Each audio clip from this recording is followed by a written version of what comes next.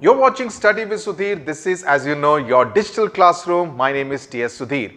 Today we are going to be looking at a chapter called A Truly Beautiful Mind, which is basically the life and times of Albert Einstein, who is without a doubt one of the most brilliant minds Mother Earth has seen. This is part of Beehive, the NCERT textbook in English for Class 9 CBSE students. Okay, there is a portion in your book, as you would see, which says before you read, which talks about the word genius, because genius is a word which has been associated with Einstein largely. In fact, when we even want to in jest call someone a genius, we say, "Arey kya Einstein hai kya?" So the interesting thing is about the year 1905. Why was 1905 so important? Because it was associated with Albert Einstein. He really made 1905 year his own. It's referred to by historians as the Annus Mirabilis, or the miracle year, and it was because of one man, German-born Albert Einstein. He published 4 absolutely mind-blowing, brilliant scientific papers in that single year on light, on motion of particles, electrodynamics of moving bodies, and energy. Okay, let's just understand the physics of it before we get into the English and the literature of it, right? The first one was on the quantum theory of light, which was in the month of March 1905. The idea that light exists as tiny packets or particles, which Einstein named as photons. That was his first scientific paper. Then subsequently in April and May, he provided proof that atoms actually exist. You know, you are talking about what? We are in 2020. We are talking of 115 years ago, when there were still doubts whether atoms still actually existed. So Albert Einstein provided the proof, and he invented a new method of counting and determining the size of atoms or molecules in a given space, right? In June, just look at, he's in absolute scintillating form. In June, he completed special relativity, in which he treated light as a continuous wave or field of waves. And then later in the year, he linked energy and matter. Okay, and that's what Einstein is most famous for, with the most famous relationship in physics, E equals to mc square. The energy content of a body is equal to the mass of the body times the speed of light squared, which is why it's still quite popular. I hope you can see it here on the back cover of my mobile phone. Even today, as I said, genius is Albert Einstein in that sense. Okay, so, and the book says 50 years after his death, Albert Einstein's genius still reigns. Now, Albert Einstein was born on 14th of March 1879 in the German city of without any indication that he was destined for greatness, because his childhood was rather different to the kind of fame that he actually acquired as a result of his breathtaking work.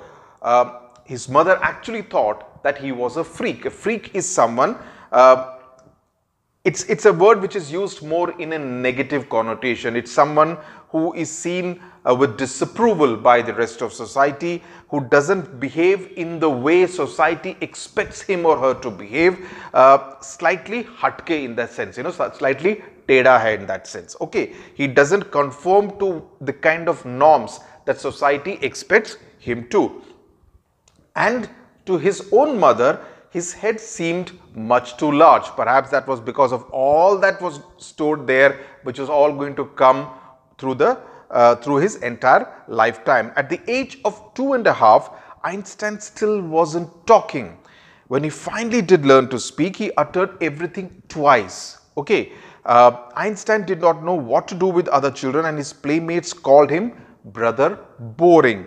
So the youngster played by himself much of the time. If you remember Amir Khan's Tare Zameen Par, okay, which basically dealt with the story of a boy who was dyslexic, and he actually refers to dyslexic children who went on to become very, very famous and great achievers in their life. He referred to Abhishek Bachchan as one of them, but another name he mentioned was Albert Einstein, as we just saw, who could not speak till the age of 2½. So the youngster played by himself much of the time. He especially loved mechanical toys. So there was an interest in the way physics worked in day-to-day life even at that age. Looking at his newborn sister, Maja, he's said to have said, "Fine, but where are her wheels?" So he's interested more in what he sees are almost an extension of a human body. So he saw those were not there when his sister was born. There is an interesting thing in a tale which has been put in a box on your left hand side page, which talks about a historian of ancient mathematics telling a story about Einstein as a boy, and he says that his parents were worried. At last, at the supper table, that is while having dinner one night, Einstein broke his silence to say, "The soup is too hot." Greatly relieved, his parents asked why he had never said a word before. Albert replied, "Because up to now everything was in order." So it's almost like he's rather stingy and miserly and does not like to use too many words when it is not necessary to speak, rather economical with his words. Now, a headmaster once told his father, and this paragraph according to me is very important because it's also a commentary on how we adults treat our children largely. A headmaster once told his father that what Einstein chose as a profession would not matter because he will never make a success of anything, and that's basically because not just his mother, even society deemed Einstein to be a freak, not conforming to what society thought should be a normal child, right? And because he did not conform to that kind of an ideal, the headmaster was rather dismissive of his chances to make a success of his life. Einstein began learning to play the violin at the age of 6 because his mother wanted him to. He later became a gifted amateur violinist, maintaining this skill throughout his life. Mark this paragraph because I'll come to it a little later. I mean, when we are discussing paragraph number 7, there is a connection I would want to point out. Okay. Also in the previous paragraph, when we were talking about Einstein's comment on his newborn sister, because basically we are also kind of highlighting the child's imagination, because he presumes that wheels are something a child should naturally have. Okay, and about the point that I just now made about labeling people as failures, the larger point that through this particular incident, this book wants to point out to you students of class 9 is never label anyone as a failure.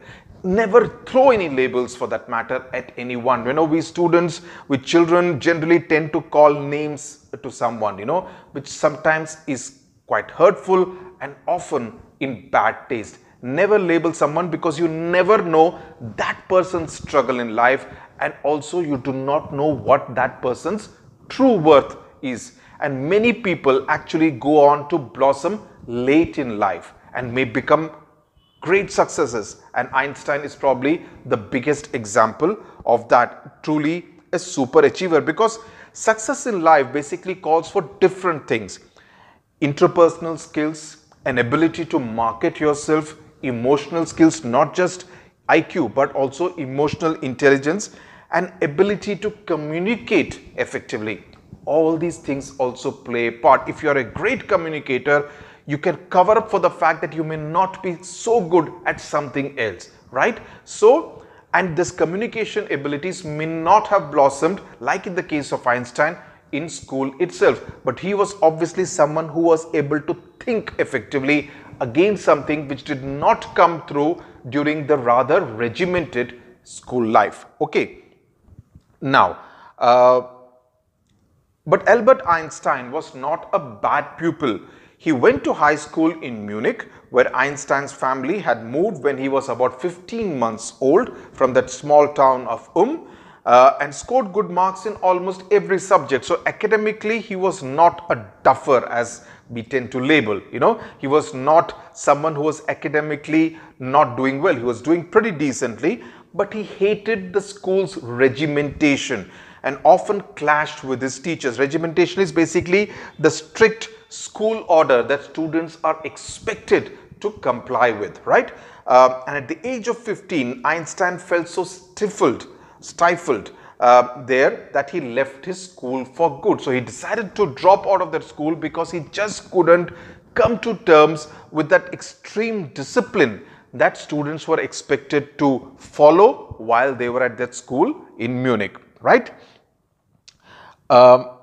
Now, the previous year, Albert's parents had moved to Milan. Milan is in Italy, and left their son with relatives. After prolonged discussion, Einstein got his wish to continue his education in the German-speaking Switzerland, in a city which was more liberal than Munich. Okay, so you see, all these countries are neighboring countries in Europe. So he got the opportunity to move out of Germany into Italy, into Switzerland. So he has traveled quite a lot, and all that has added to his experiences in life. Okay. Also, when you're talking about regimentation, it's also very important to remember that schools tend to impose this discipline to say that, you know, you need to have discipline in life in order to succeed. But often, and I say this in hindsight with the experience of a fair bit of years in life, that life is not really about periods that you have in school, you know, English, maths, history, geography, physics, maths, chemistry, biology, so on and so forth. It's also very important, just like you have in some schools, something called a free period. Why is a free period so important? Because that will give you the space, the bandwidth, the luxury to explore what you want to do. That's something which is very important, instead of just jumping from one subject to another. Many schools do not realize it. There are few schools that do realize the importance of leaving children to do and explore what they want to do. And Einstein obviously craved for something like that, which his school's rather regimented structure did not allow him to do. Okay. Einstein was highly gifted in mathematics and interested in physics, two subjects that he really was interested in. And after finishing school, he decided to study at a university in Zurich. Okay. But science wasn't the only thing that appealed to this dashing young man with the walrus mustache. Walrus mustache is something like this. Okay.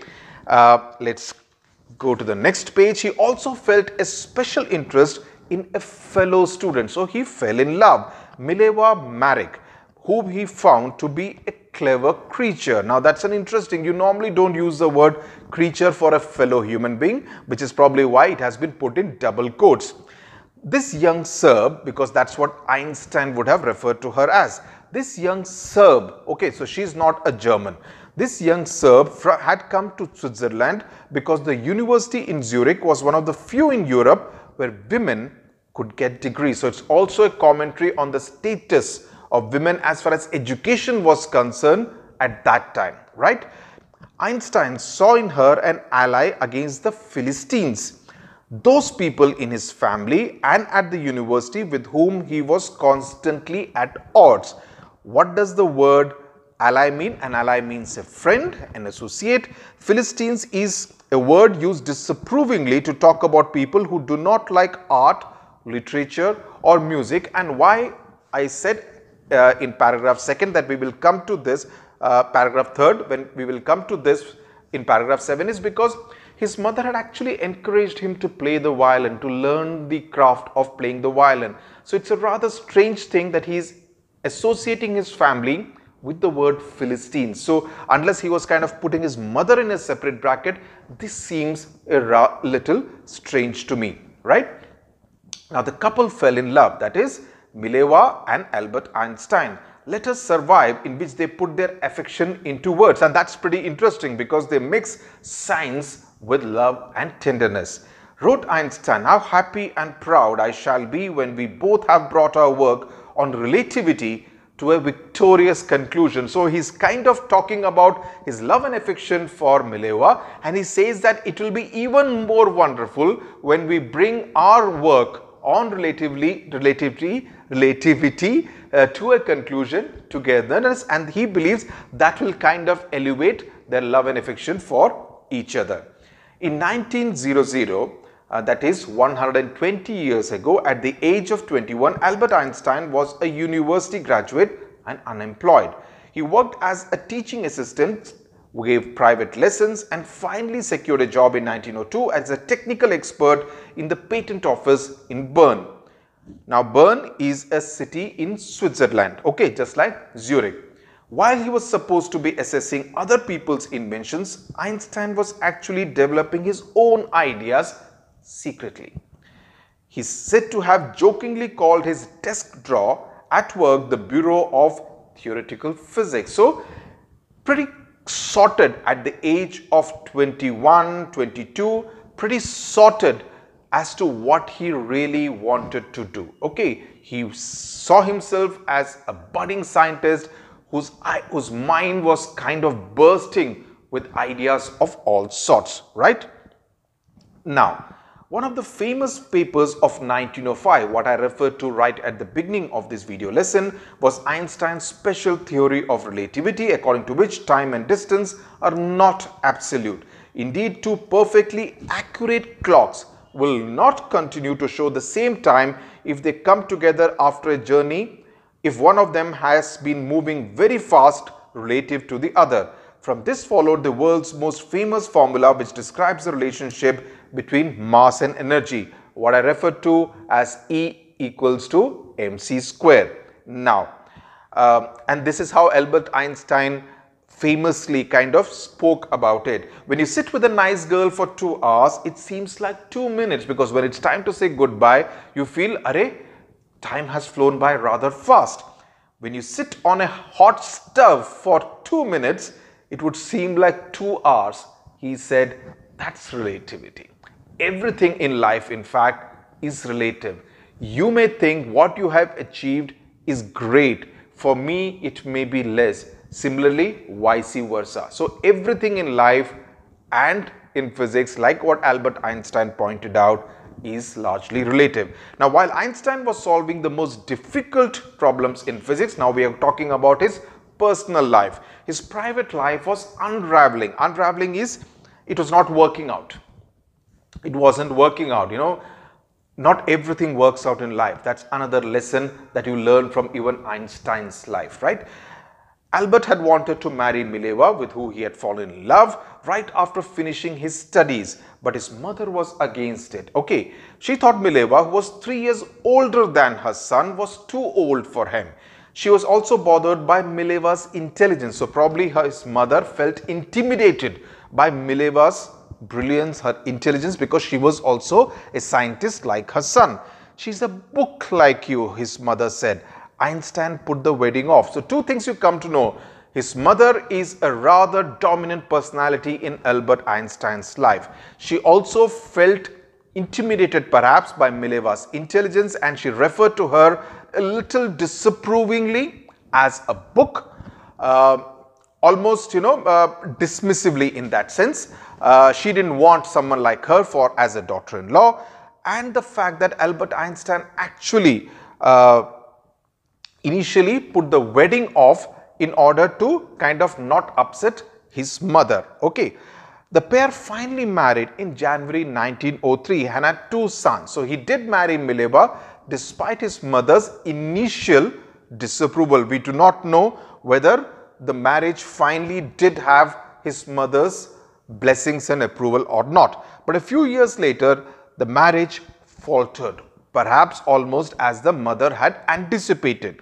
Mileva, meanwhile, was losing her intellectual ambition. So it's a little strange.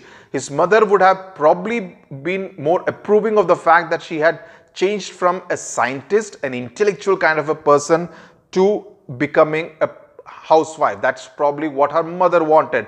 But Albert Einstein was not too happy with it, and as a result of which the marriage began to falter.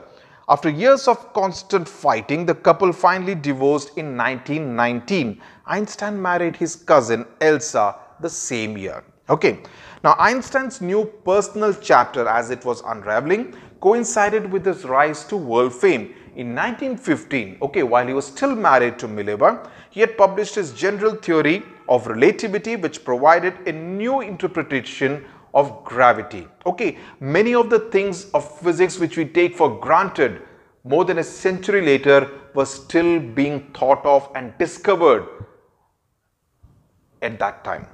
An eclipse of the sun in 1919 brought proof that it was accurate. Einstein had correctly calculated in advance the extent to which the light from fixed stars would be deflected through the sun's gravitational field.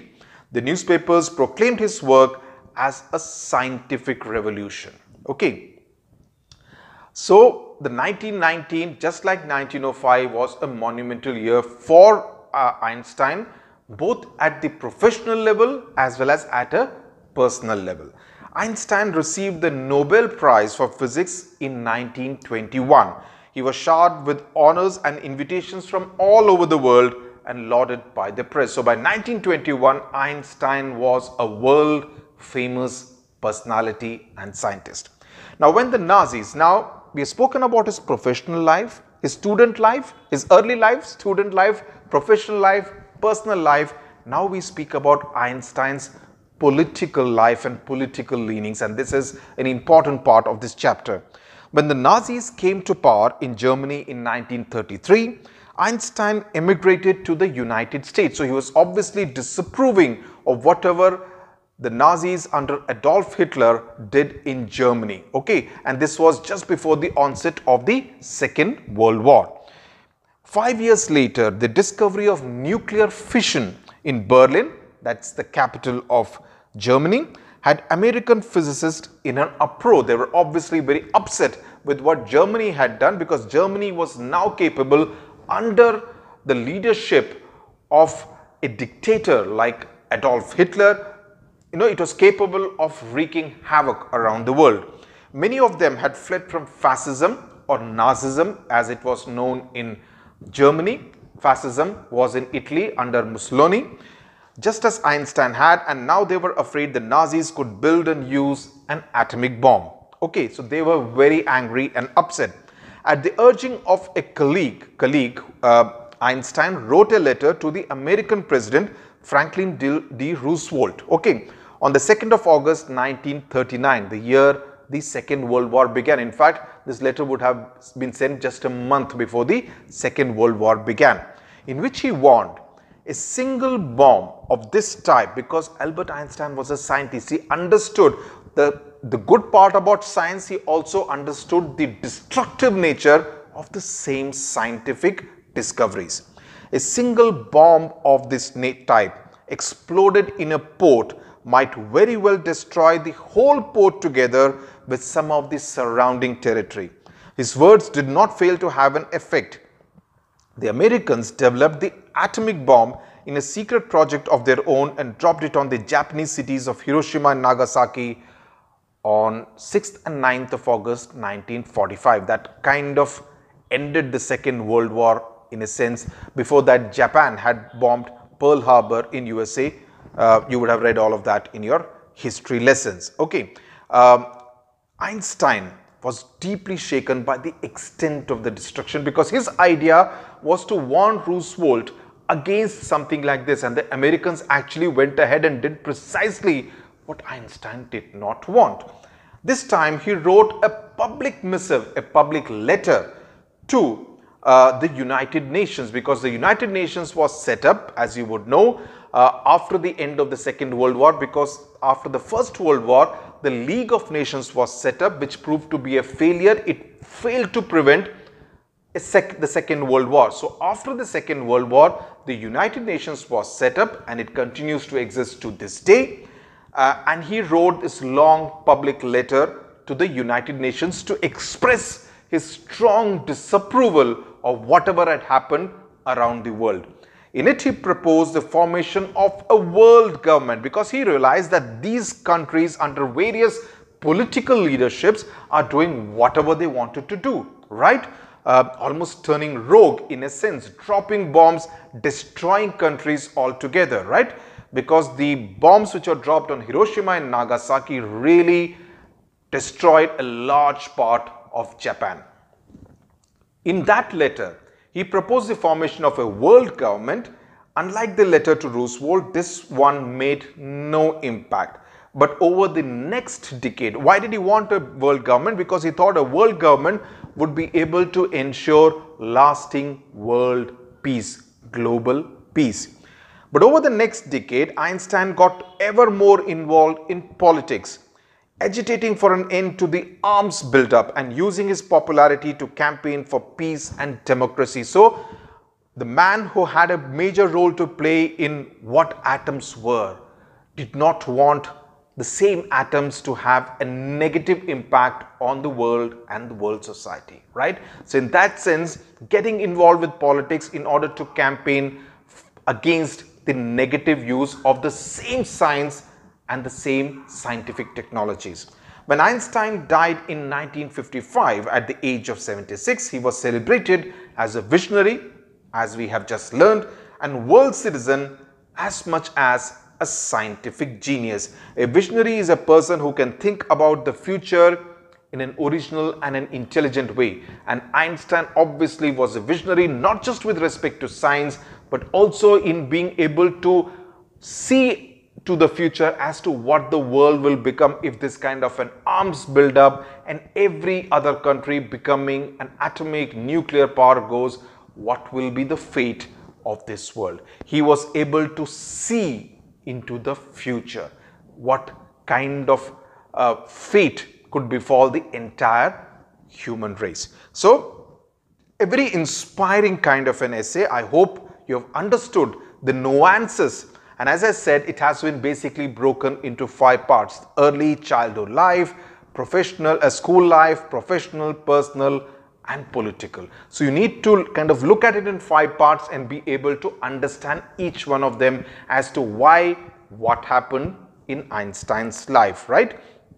Einstein, for instance, in your book, some of the questions which have been given, and I would strongly urge you to look at these questions once you have read this chapter again on your own. Einstein seeing in Mileva an ally, as someone who would be a partner in his scientific learning and discoveries.